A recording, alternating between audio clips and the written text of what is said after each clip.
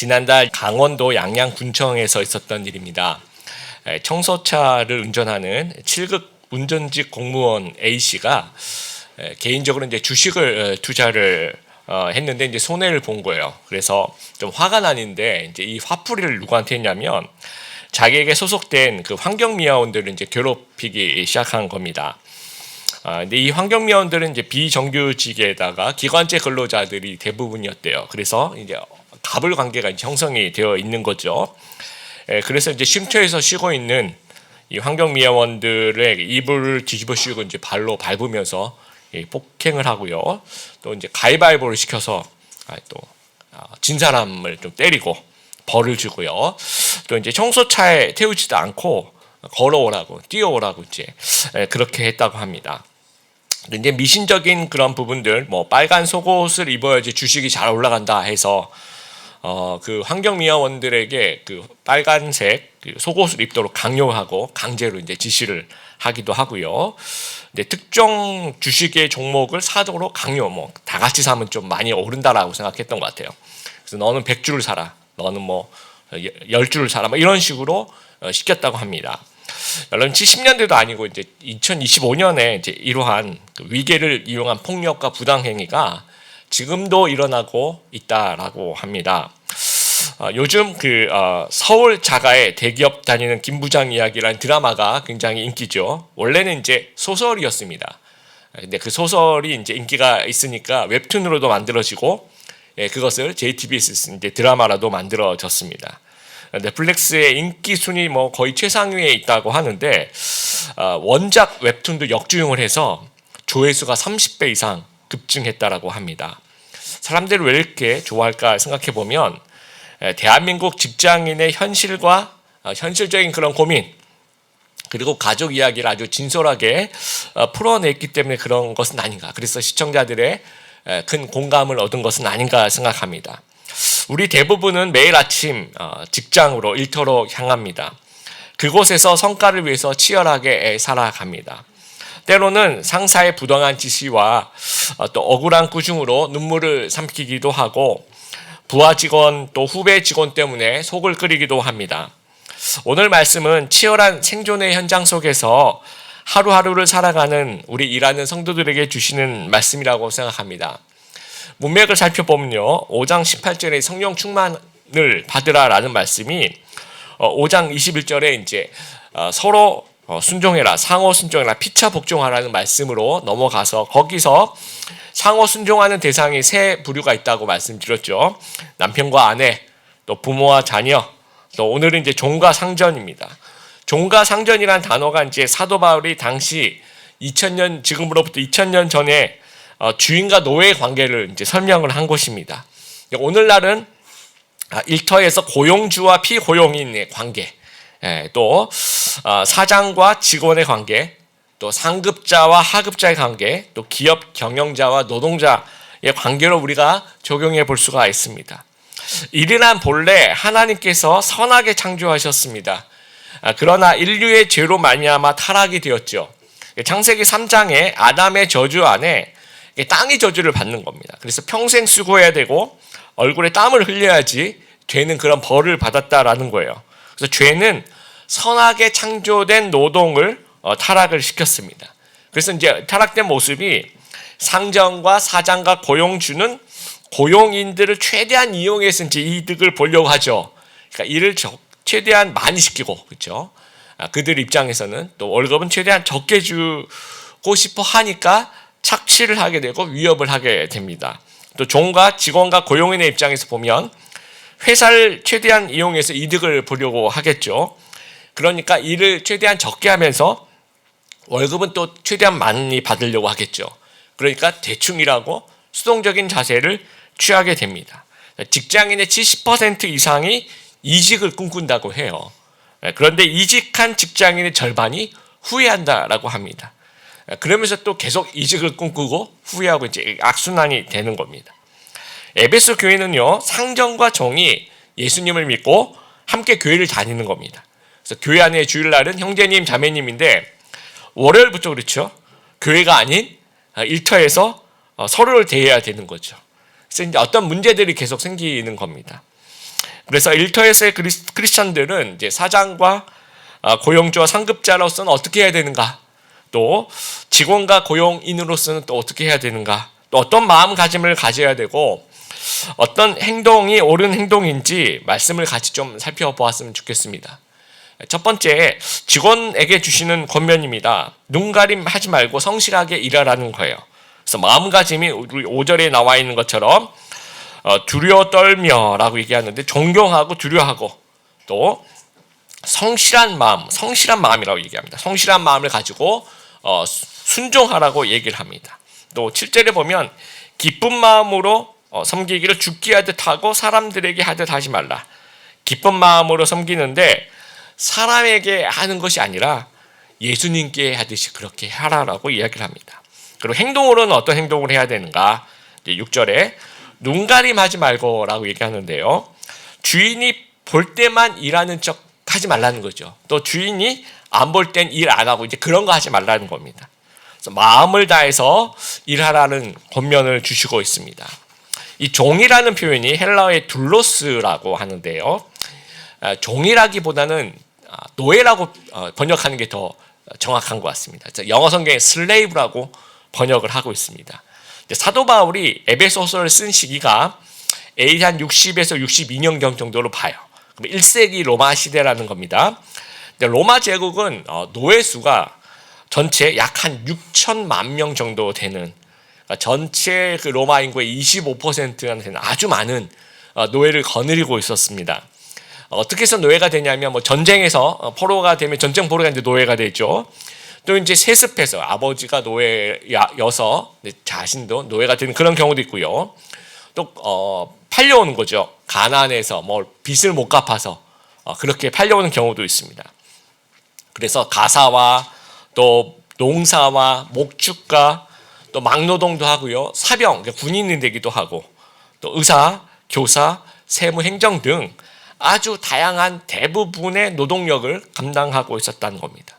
근데 노예 입장에서 보면은 막 일을 열심히 한다고 해서 막 내가 월급이 올라가는 것도 아니고, 그렇죠? 대우가 좋아지는 것도 아니고, 승진을 하는 것도 아니고, 노예에 해방되는 일이 있긴 있었으나 그걸 보장한다는 것이 없어요.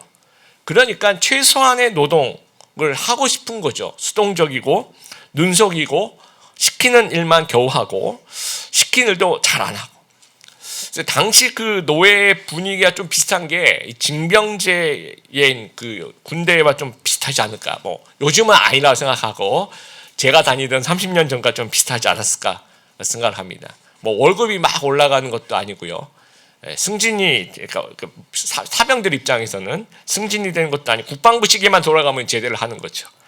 그래서 이제 제가 방위병 복무를 했는데 아침에 이제 점호를 하고 이제 작업을 나가면 거의 30분에서 1시간 일하나요? 제 기억에는 그렇습니다. 제가 행정병 출신인데 그 전에 좀 작업을 좀 한 적이 있었습니다. 30분 일하나요? 1시간 정도 일하면 아이스크림을 먹어야 된다라고 해서 꼭 그 아이스크림을 사러 가는 병사를 2명을 또 뽑아요. 아주 신중하게 뽑아서 이제 파송을 하는 거죠. 너희 사명은 아이스크림을 사오는 거다 해서 이게 보내면 그 아이스크림을 사러 이제 가야 되는데 작업하는 데서 그 PX까지가 멀겠죠. 그래서 가는 데도 한 오래 걸리고 오는 데 오래 걸리고 갔다 오면 거의 1시간. 그리고 얘들 가서 잘 안 와요. 그럼 두 번째 2, 3발 대를 보내는 거예요. 얘네를 꼭 니네가 찾아와야 된다. 중요한 일이다. 해서 이제 보내고 하여튼 그러다 보면 시간이 또 지나갑니다. 아이스크림 먹고 하다 보면 오전이 다 지나가요. 그럼 점심 먹어야죠. 점심 먹으면 어떻게 합니까? 우리 군인들 담배를 피워야죠. 그렇죠? 그래서 담배를 피고 같이 잡담하고 노래도 이렇게 일발장전 발사 이렇게 하고 그러다 보면 이제 시간이 다 지나가는 거예요. 그리고 이제 퇴근을 하는 겁니다. 그러니까 작업 진도가 안 나가니까 장교들 입장에서는 노발대발 하는 겁니다. 왜 너희들 이렇게 일을 왜 안 하냐는 거예요. 그래가지고 이제 퇴근하기 전에 이제 찾아와요. 진짜 일을 얼마나 했는지. 그러니까 전혀 안 돼 있죠. 그러니까 여기서부터 여기까지 이렇게 해놓고 안 그러면 너희 퇴근 없다. 이렇게 막 정말 그건 하늘이 무너지는 그런, 방위병에게 퇴근이 없다라는 말은 정말 희망을 잃어버리는 이제 그런 얘기인데요. 여기까지 그러니까 거의 한 3시간, 4시간 해야 될 작업을 요거 해놓고 퇴근하라고 이제 불호령을 내리고 가요. 그러면 초인 같은 힘으로 30분 안에 다 작업을 3시간, 4시간 해야 될 일을 하여튼 30분 안에 다 완료하고 집으로 돌아갑니다. 지금은 아닐 거라고 생각합니다. 덴마크 출신의 인류학자이고 작가인 데니스 뇌르마르크라는 사람이 쓴 가짜 노동이라는 책이 있습니다. 참 좋은 책입니다. 굉장히 여러분에게 추천해 드리고 싶은데요. 거기 나오는 얘기인데요. 한 미국의 프로그래머가 이제 어느 회사에 취직이 되어서 자신이 맡은 일이 품질 보증 업무래요. 근데 자기가 이제 일을 해 보니까 또 자기가 이제 프로그래머를 잘 짜니까 좀 꾀를 낸 거예요. 그래서 내가 하고 있는 일이 좀 프로그램을 내가 좀 짜면 자동화가 와서 이게 버튼 하나만 누르면 좀 되도록 한번 해볼까 하면서 8개월 동안 그 업무를 자동화하는 프로그램을 짰대요. 그리고 난 다음에 그게 완성이 되고 아무한테도 알리지 않고 그 이후부터 6년 동안 출근해서 버튼 하나 딱 누르면 자동화 프로그램을 실행을 시키면 자기가 해야 될 일을 그 프로그램이 이제 알아서 컴퓨터 프로그램이 알아서 이제 하는 겁니다. 예. 그러면 이 사람은 지금 뭐 하냐? 일하는 척한 나머지 하루 종일 그래서 이제 막 열심히 일하는 척 하는데 실제로는 게임을 해요. 롤을 많이 했다고 하더라고요. 그리고 유튜브 하고 중간에 이제 근무 시간에 잠깐 담배 피우러 가는 척하고 운동하고 돌아오고 그걸 6년 동안 한 거예요. 근데 매년 연봉이 약 1억 원 정도를 6년 동안 받아간 거예요. 근데 회사에서는 아무 일도 하지 않아요. 그냥 눌러놓고 하는 척만 하는 겁니다. 그래서 나중에 회사 구조조정 과정에서 발각이 되어서 해고를 당했다고 해요. 근데 회사에서 상사가 볼 때 일하는 척, 우리 그런 거 물론 우리 성도님들은 안 그러시겠지만 참 뭐가 있습니까? 마우스를 막 클릭하는 소리가 중요해요. 소리를 막 하고 막 키보드 막 타타타타타 하는데 실제로는 이렇게 하는 일은 없어요. 실제로는 인터넷 서핑인데 그럼 모니터에 뭘 띄워놔야 됩니까? 엑셀 파일을 막 띄워놓고 문서도 막 띄워놓고 언제 어디서든지 누가 볼 때는 그걸 하고 누가 안 볼 때는 또 딴 일을 할 수 있도록 이렇게. 그리고 쉬는 시간을 또 지나치게 많이 가져가는 거죠. 커피 마시러 또 많이 다니고. 그 다음에 이제 직장인의 그 슬기로운 담배 타임이라고 하죠. 담배를 그렇게 나가서 피우고 돌아오는 그 시간이 적어도 30분 이상을 걸리는데 그걸 하루에 4-5번씩 그렇게 하는 거죠. 그게 너무 심하니까 2010년대 초반에 삼성전자에서는요, 삼성그룹 전체 다 마찬가지고 흡연자는 임원 승진이 불가능하다라고 이제 회장님이 불호령을 내린 겁니다. 너희가 담배 핀 사람은 이제 임원으로 승진할 생각을 하지 마라. 그래서 니코틴 검사를 실제로 또 임원을 하려고 하는 사람들은 이제 검사도 하고요. 또 임원이 되려는 사람도 서약도 하고 그랬다라고 합니다. 여러분 우리가 이제 예를 들어서 어느 카페나 레스토랑의 직원이라고 가정을 해보세요. 근데 우리가 이제 마감조에 걸린 거예요. 그래서 문 닫을 시간이 10시인데 한 9시쯤 넘어가니까 사람이 아무도 없는 거예요. 손님이 전혀 없고 사장님도 없고 아무것도 없는 겁니다. 그러면 여러분 어떻게 할 것 같습니까? 그 가운데서 이제 눈치를 보면서 9시나 9시 반쯤에 문 닫고 가버리는 직원들도 많이 있다라는 거예요. 전에 제가 살았던 서대문구 연희동 지금 이사를 갔는데요. 거기 한 통닭집의 사원이 이렇게 걸려 있습니다. 사장님이 보고 있다. 사원이 그걸 아예 좀 지나가는 길에다가 아마 재밌게 하려고 아마 그랬던 것 같은데 이게 붙여놓고 있었습니다. 여러분 우리 성도는 사장님이 보고 있다가 아니라 뭐라고 해야 됩니까? 예수님이에요. 하나님이 보고 있다가 우리의 어떤 마음에 어떤 그런 교훈이 되어야 된다라는 겁니다. 그래서 7절에 여러분 말씀 보면 기쁜 마음으로 섬기기를 주께 하듯 하고 사람들에게 하듯 하지 말라. 주께 하듯 하고 사람들에게 보여주려고 하지 말고 하나님이 보신다고 생각하고 일하라는 거예요. 그래서 라틴어 코람데오라고 하는데요. 코람이란 말은 어디 앞에서라는 말입니다. 그리고 데오는요 하나님이라는 말이에요. 그래서 하나님 앞에서란 말, 코람데오라는 말 우리가 많이 쓰고 있습니다. 월급 도둑이 되지 말라는 거예요. 일은 최소화하고 월급은 최대 그렇게 많이 받으려고 하고 업무 시간에는 업무와 관련 있는 일을 해야 되는 거죠. 사장님이 있든 없든 그 일을 해야 되는 것이 맞습니다. 그러니까 하나님께서 보시는데 어떻게 업무 시간에 딴짓을 우리가 할 수 있겠습니까? 그래서 5절에 얘기하는 그 성실한 마음으로 관리와 감시가 필요 없는 직원이 되어야 된다라는 거예요.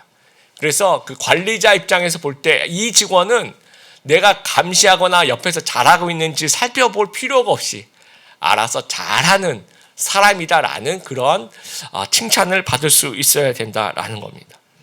그래서 이랜드 같이 이제 기독교 정신을 표방하는 그런 기업에서는요, 몇 년 전까지만 해도 그 선교단체 대표님한테 연락이 온대요. 그래서 저희 졸업생들, 정말 신앙 좋은 졸업생들 좀 회사에 좀 보내라, 추천을 해달라고, 그 정도로 진짜 직접 전화가 온다고 이야기를 들었습니다. 왜냐하면 정말 하나님을 잘 믿는 성도들은 이 부분이 잘하는 거예요. 회사에서 일을 할 때 누가 이렇게 보든 보지 않든지 간에 주님께 하듯 그렇게 일을 성실하게 잘 하더라는 겁니다. 여러분, 드림의 교회 우리 풀타임 사역자가 이제 현재는 저밖에 없습니다. 그래서 우리 주말에는 다 같이 와서 회의하고 이제 토요일 주일 이렇게 일을 하지만 평소에는 이제 혼자 제가 근무를 합니다. 그러니까 아무도 안 봐요. 우리 12시에 조이 간사님들하고 기도 모임도 하지만 그분들이 저의 상사는 아니잖아요. 그래서 그분들도 일 있을 때만 오니까 맨날 이렇게 보는 건 아니고요. 그렇지만 아무도 안 보지만 제가 매일 출근하고요. 매주 50시간 이상 제가 일하고요. 그다음에 연차도 제가 이제 저한테 신청하는 거죠. 목사님, 제가 연차 오늘 1년에 15일 씁니다. 그럼 그래, 잘 쓰십시오. 제가 혼자 저한테 신청을 제가 이렇게 하고 꼭 이렇게 적어놔요. 제가 이제 9월부터 그 다음에 8월까지가 저의 그 연차 기준이거든요. 그러면 이제 몇 월 며칠에 뭘 썼다 걸 다 적어 놓습니다. 그래서 그 8월 말까지 15일을 다 쓰면 출근해요.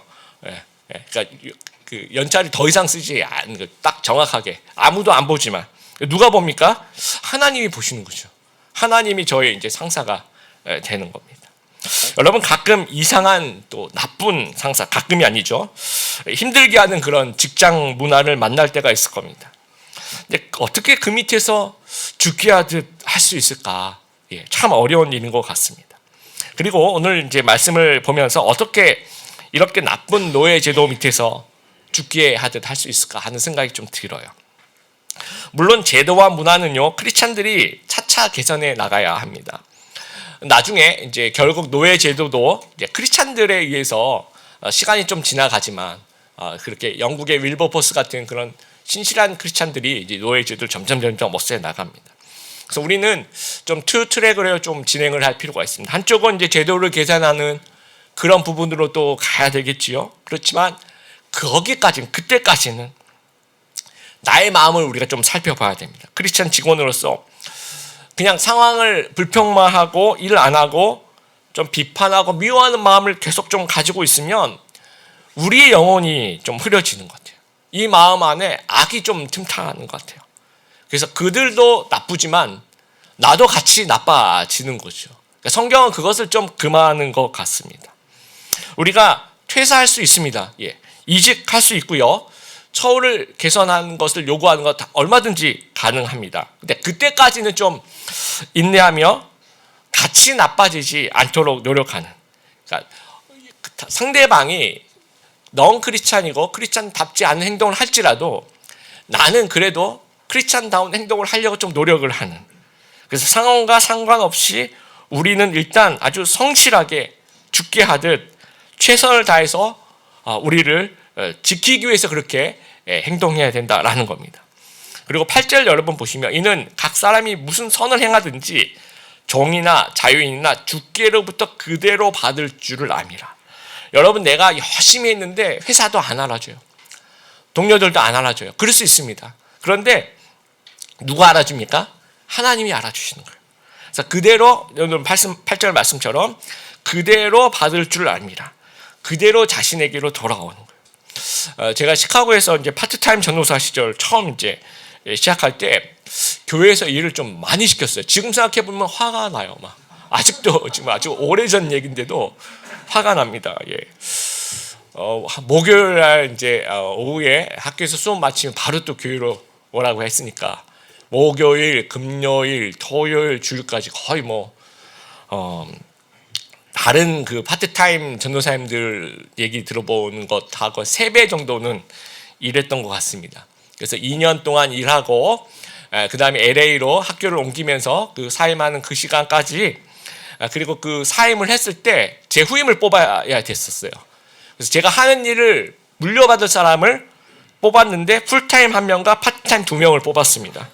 근데 그 정도로 지금 생각해 보면 화가 나죠, 여러분. 예. 그래서 그런데 그 시간 동안 저는 사역에 대해서 정말 많이 배우는 시간이었던 것 같아요. 생각해 보면 화는 나지만 남 주는 건 아니었던 것 같습니다. 이것이 다 저에게로 돌아오는 거죠. 다 저에게 남아 있고 저를 또 성장시키는 아주 중요한 시간이 되었던 것 같습니다. 요셉도 마찬가지. 요셉은 감옥에서 또 노예 생활로 그러나 억울해하지 않고 물론 엄청 억울하죠. 하지만 그 가운데서 성실한 태도와 그런 총무의 역할을 감당한 거죠. 그런 것이 남에게 주지 않는 거죠. 이게 허공에 날리는 게 아니라는 거예요. 형통으로 돌아옵니다. 하나님이 갚으신다라는 거예요. 그래서 우리 성도님들 죽게 하듯 눈속임하지 않고 성실히 일하면 언젠가 하나님께서 다 보답해 주신다는 사실들을 꼭 기억하게 되기를 바랍니다. 두 번째, 상급자에게 주시는 권면입니다. 갑질하지 말고 직원들을 잘 대해주라는 말이에요. 9절에 마음가짐이 이와 같이 그들에게 이와 같이 하고, 그것은 마찬가지 우리 직원들도 죽게 하듯 마찬가지 상급자들도 직원들을 주님께 대하듯 그렇게 하라, 같이 존경하고 성실한 마음과 섬김의 마음을 가지라는 겁니다. 그리고 행동은 위협을 그치라라고 얘기해요. 쉬운 성경에서는 윽박지르지 마라, 지위를 오용해서는 안 된다라고 이야기를 합니다. 아리스토텔레스가요, 노예에 대해서 뭐라고 얘기했냐면 농사 도구가 생명 없는 노예인 것과 마찬가지로 노예는 살아있는 도구다라고 얘기를 해요. 그래서 많은 사람들, 그 당시 사람들이 이제 노예를 뭐라고 표현했냐면, 소와 노예가 다른 점은 소는 말을 못하고 노예는 말을 하는 것뿐이다, 이렇게 얘기를 합니다. 그래서 참 많은 노예를 다루는 그 모습이 가혹하게 또 폭언을 하기도 하고 채찍질을 하고 신체를 절단하기도 하고 식인 장어가 있는 연못에 집어 던지기도 하고 성적인 놀이개로 사용했다라는 거예요. 아주 유명한 사건이 AD 61년 그 네로 황제가 통치하던 시기에 루키우스 페나디우스 세쿤두스라고 하는 귀족 중에서도 아주 고위 귀족이 있었다고 합니다. 근데 그 집에서 그 고위 귀족이 그 집 노예에게 살해를 당한 사건이 있었어요. 근데 이유는 뭐 역사학자들은 크게 두 가지 뭐 일치하는 건 없고요. 한쪽 의견은 이 돈을 받고 이 노예에게 자유를 주기로 약속했는데 돈만 받고 약속을 어겼다, 그래서 이제 죽였다라는 설이 하나 있고, 또 하나는 이 두 그 귀족과 이 노예가 그러니까 살인자 노예가 한 명의 동성 애인을 두고 서로 이제 질투하다가 이렇게 치정에 얽힌 그런 살인이다, 그렇게 보는 견해도 있습니다. 그러니까 뭐가 됐든지 간에 당시 로마법엔요, 주인이 자기 집 안에서 노예에게 살해되는 경우에는 그 집 노예들을 공범으로 간주하는 거예요. 그래서 주인의 신변을 보호하지 못한 연대 책임을 물어서 전원 사형을 선고하는 겁니다.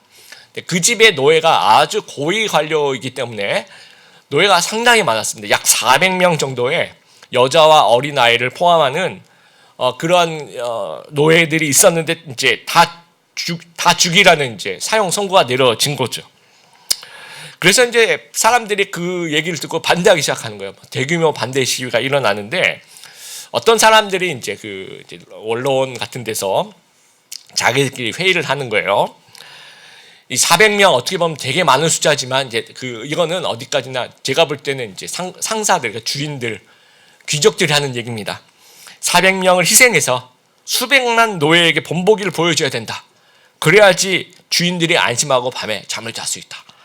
그래서 그 로마 황제를 네로 황제죠, 설득을 해서 모조리 십자가형에 처함이야. 모조리 다 죽입니다. 그 400명.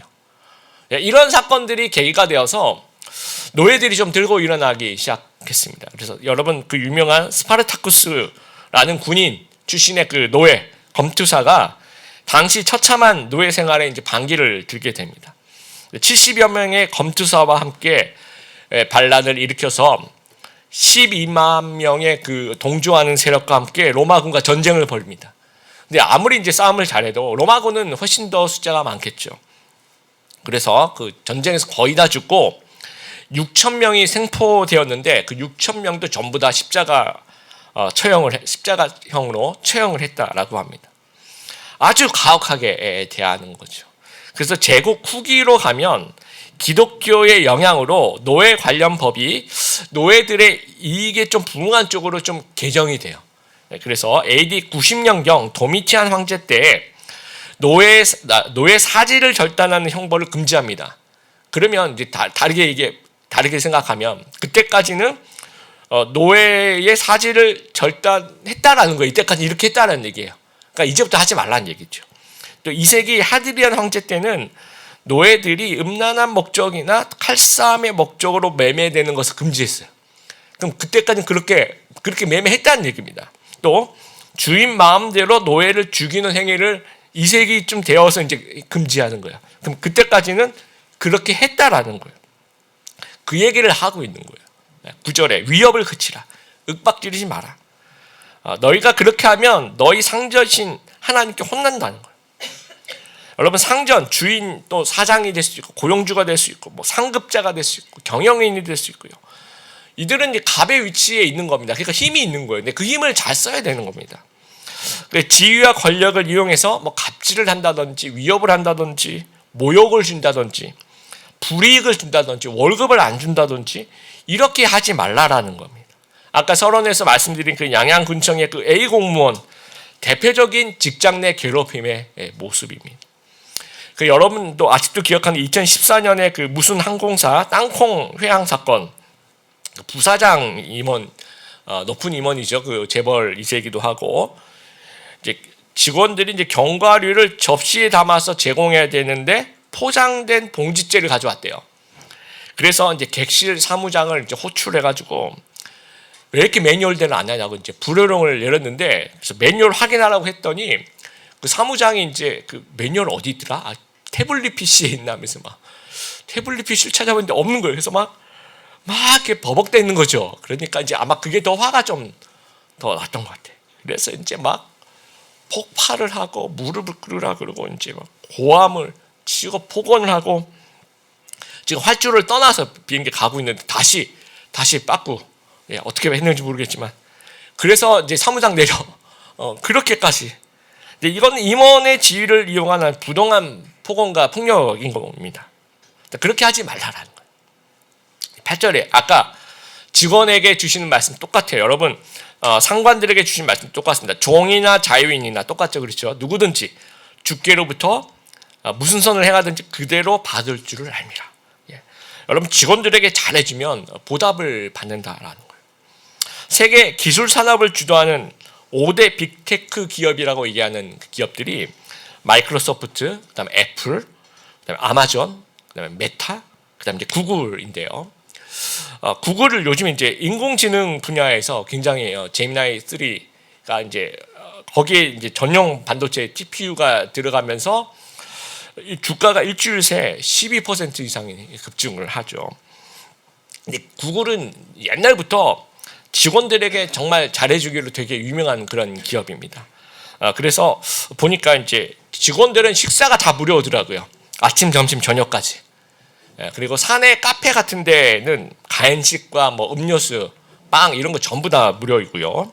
업계 최고 수준의 급여와 성과에 따른 보너스와 주식 보상을 합니다. 또 충분한 기간의 그 육아 휴직을 주고요. 사내 그 헬스장, 뭐 요가 하는 곳, 수영장, 건강 지원하는 곳, 뭐 유연근무제, 또 안식년도 유급 안식년을 또 준다라고 합니다. 그래서 일하고 싶은 직장 순위에서 항상 이제 상위권에 들어가는 거죠. 여러분 이제 구글이 자기가 이런 생각을 한 거 저는 하나님 말씀대로 했는지 안 했는지 모르겠지만 하나님 말씀이 맞아요, 여러분. 최상의 기업일수록 직원들에게 잘해줍니다. 그럼 이제 인재들이 모이는 거죠, 그렇죠? 그러면 또 최상의 기업이 되고요. 또 그게 이제 선순환이 되는 거예요. 그럼 또 더 잘해주고 또 모이고 그렇게 되는 겁니다. 하나님 말씀 그대로입니다. 그래서 우리 크리스찬들이 사장이고 경영자고 상급자일 때는 우리 구글처럼 할 수는 없겠지만 가장 기본적인 근로기준법을 좀 잘 지키게 되길 바랍니다. 약속된 그 시급과 수당, 월급 이거 제때 주고, 또 휴게 시간 보장하고, 그렇죠. 4시간에 30분, 4시간당 30분의 그 휴게 시간을 좀 보장하고. 제가 이제 말씀 준비하면서 사례들 찾아보니까 지금 다 말씀 못 드리지만 해도 너무한 그런 사례들이 참 우리나라에 많이 있는 것 같습니다. 그래서 지위를 이용해서 갑질하지 말고, 부당하게 대우하지 말고, 합의된 규정대로 공정하게 예수님께 하듯 잘 대해주어야 한다라는 거예요. 근데 사장님, 관리자도 억울합니다, 여러분. 이상한 직원들도 참 많아요. 얼마 안 돼서 막 그만둔 사람이 있죠. 막 불성실하게 근무 태도 아주 불량하고 막 일하는 척하는 사람, 속이는 사람 참 많이 있습니다. 그래서 이제 그런 사람들 보면요, 인간에 대한 믿음이 좀 없어져요. 그래, 잘해줄 필요가 없어. 채찍과 정갈로 다스려야 돼. 뭐 이런 생각이 드는 거죠. 근데 이런 생각을 자꾸 하다 보면 우리 마음속에 사랑이 아니라 악이 막 지배하게 돼요. 그래서 나까지 좀 나빠질 수 있다라는 거예요. 뭐 그렇다고 무조건 잘해주라는 얘기는 아닙니다. 회사 규정에 의해서 뭐 보직을 이동시킬 수도 있고, 그 다음에 임금을 삭감시킬 수도 있고요, 징계할 수도 있고, 해고도 할 수 있습니다. 가능합니다. 근데 그럴지라도 그때까지는 힘들지만 좀 우리가 성도의 정체성을 좀 지켜나가는, 말씀대로 위협하지 않고 주님을 대하듯 직원을 섬기는 마음으로 대해야 된다라는 겁니다. 9절에 이는 그들과 너희의 상전이 하늘에 계시고 그에게는 사람을 외모로 취한 일이 없는 줄 너희가 알미라. 하나님이 이제 우리의 상관이 되시는 거죠. 여러분, 우리가 생각할 때 좋은 상사, 좋은 사장님의 롤 모델은 하나님이신 것 같아요. 그러니까 하나님이 나의 좋은 상전, 하나님이 나의 좋은 주인, 하나님이 나의 좋은 사장님인 거예요. 그분이 나의 롤 모델인 겁니다. 그렇게 생각한다면 이 형편없는 직원 같은 나를 사랑하시는 그 하나님, 그러면 나도 진짜 그 100만 분의 1이라도 아주 조금이라도 그런 모습을 좀 우리가 흉내내 볼 수 있는 저희들이 되었으면 좋겠어요. 그리고 8절에 나와 있는 것처럼 무슨 선을 행하든지 간에 주께로부터 그대로 받을 줄을 압니다. 언젠가는 여러분 보답 받는다는 사실들, 이 수고가 허공에 없어지는 것이 아니고 나에게 다 돌아간다는 사실들을 우리가 좀 기억하게 되길 바랍니다. 성령 충만의 범위가 우리가 3주 동안에 부부와 자녀와 고용인과 고용주에 대한 얘기를 오늘까지 했습니다. 그래서 가정과 일터는 우리 사회 전반에 대한 얘기죠, 그렇죠? 그래서 예수 믿고 믿음이 표현되는 범위가 교회만에 국한되지 않더라는 거죠. 교회를 넘어서 가정에서, 일터에서, 사회 전 영역으로 이렇게 표현되어야 된다라는 거예요. 또 오늘 말씀 좀 요약해 보면 일터에서 성령 충만을 해야 되는 거예요. 그래야지 서로 순종하게 됩니다. 그러니까 우리가 성령 충만하지 않으면 직원들은 좀 눈속임하게 되고, 그 다음에 상급자들은 좀 횡포를 부리게 됩니다. 성령 충만하게 되면 직원들은 성실하게 일하게 되고, 상급자는 인격적으로 대우하며 섬기게 되는 거예요. 그러니까 서로 순종하는 이 쌍방향의 어떤 섬김이 우리의 그 일터에서 좀 일어났으면 좋겠습니다. 서로가 예수님을 대하듯 사람에게 하듯 하지 않고 주님께 하듯 하는 거. 우리가 또 사람에게 인정을 받지 못하더라도 거기에 연연하지 않고 하나님이 나를 인정해 주신다라는 그런 마음을 갖게 되길 바랍니다. 그래서 우리의 그 일터를 좀 회복하는 저희들이 되었으면 좋겠어요. 일터의 문화를 이끌어가는 우리 크리스찬들이 좀 되었으면 좋겠습니다. 그래서 우리 드림의 교회 성도님들의 일터에 하나님의 축복과 은혜가 가득하기를 주님의 이름으로 축복합니다.